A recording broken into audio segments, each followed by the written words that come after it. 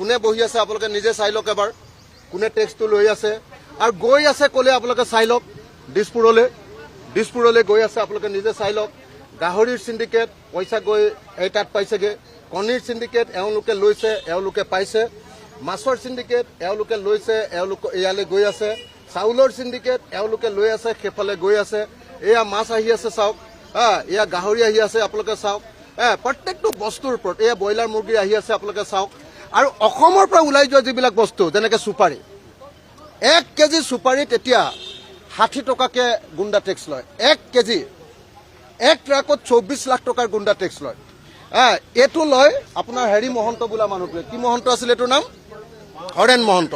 হৰেণ মহন্ত বোলাটোৱে এইটো লয় অসমৰ পৰা যোৱা সব কয়লা আপোনাৰ মেঘালয়ৰ পৰা অহা কয়লা নাগালেণ্ডৰ পৰা অহা কয়লা অৰুণাচলৰ পৰা অহা কয়লা আৰু অসমৰ লিডু মাৰ্ঘেৰিটাত খনা কয়লাৰ সিন্ডিকেট গৰুৰ সিন্ডিকেট প্ৰত্যেকটোৰে সিন্ডিকেট আছে আৰু এই সিন্ডিকেটৰ কাৰণে আজি আমি দেখিবলৈ পাইছো যে সুপাৰী